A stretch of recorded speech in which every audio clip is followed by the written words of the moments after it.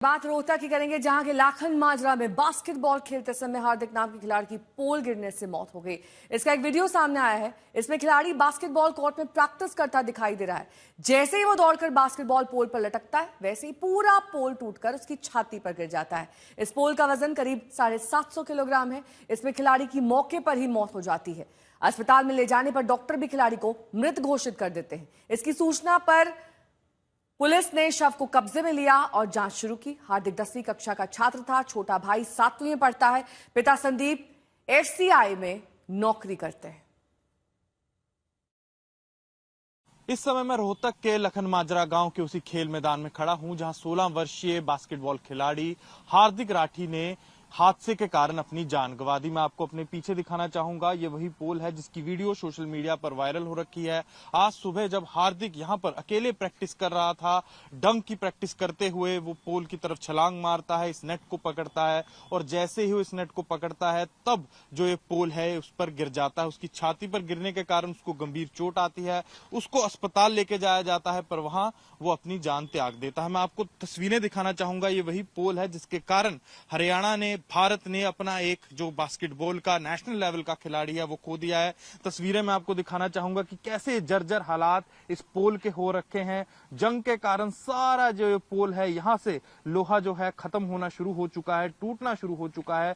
तस्वीरें आप साफ तौर पर देख सकते हैं कि हरियाणा में खेल सुविधाओं के जो हालात हैं वो कैसे हो रखे हैं। मैं तस्वीर में आपको यहाँ इसकी रूट, इसकी जड़ भी दिखाना चाहूंगा, जहां से पोल टूटा तो साफ दिखाता है कि जंग के कारण एक कमजोर था, जर्जर हालात में था और जैसे ही हार्दिक छलांग मारता है, पोल को पकड़ता है, ये पोल उस पर गिर जाता है, जिसके कारण एक खिलाड़ी अपनी जान गंवा देता है। और ये पहला हादसा नहीं, आज से 2 दिन पहले भी देखा गया था कि हरियाणा के बहादुरगढ़ में ऐसे ही एक हादसे के कारण एक खिलाड़ी ने अपनी जान गंवा दी थी। अब इस पर इंक्वायरी भी बिठाई गई है, प्रशासन कार्रवाई भी कर रहा है। पर सबसे बड़ा सवाल ये कि हरियाणा में जो खेल की सुविधाएं हैं उनके जर्जर हालातों का जो जिम्मेवार कौन और इन हादसों के पीछे कौन जिम्मेवार है। कैमरामैन अंकित ठाकुर के साथ अनमोल बाली की रोहतक से रिपोर्ट।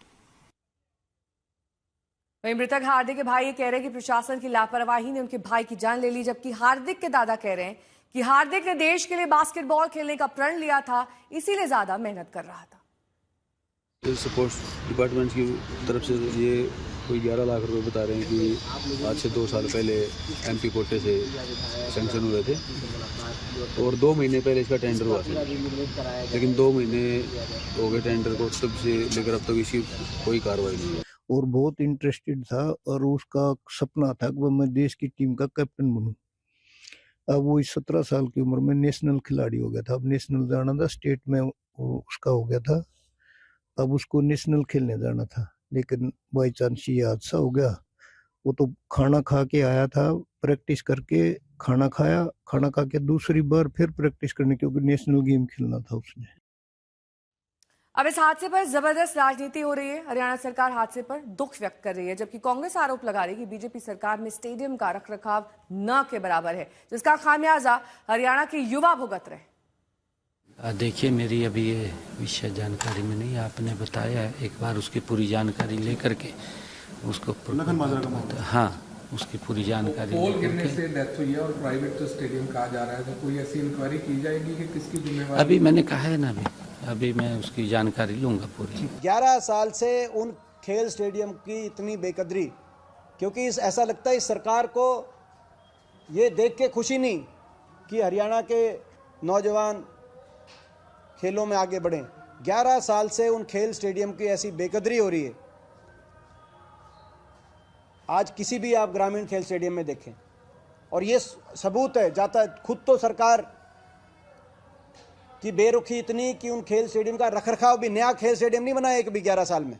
बहुत दुखद घटना है और पूरे समाज को, पूरे हरियाणा प्रदेश को एक होनहार खिलाड़ी हमारे बीच से चला गया और हमारे व्यक्तिगत रूप से भी बहुत इस बात का आघात है और बहुत दुखद और दुर्भाग्यपूर्ण घटना है। लेकिन इसमें अभी हमने वहाँ के डिस्ट्रिक्ट स्पोर्ट्स ऑफिसर को सस्पेंड और वहाँ की जो खेल नर्सरी, जिस कोच के नियंत्रण में खेल नर्सरी चल रही थी, पंचायत के अंडर चल रही थी, उस खेल नर्सरी को निलंबित कर दिया है।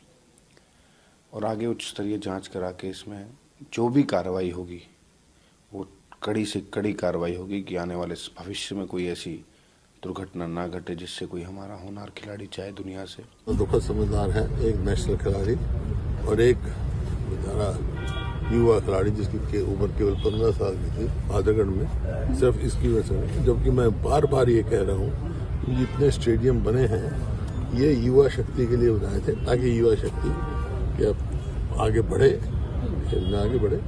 और जो पंजाब से के मुकाबले में हम थे, पंजाब क्योंकि नशे में डूब गया था, उससे दूर रखने के लिए हर गांव में स्टेडियम बनाए थे, हर शहर में बनाए थे।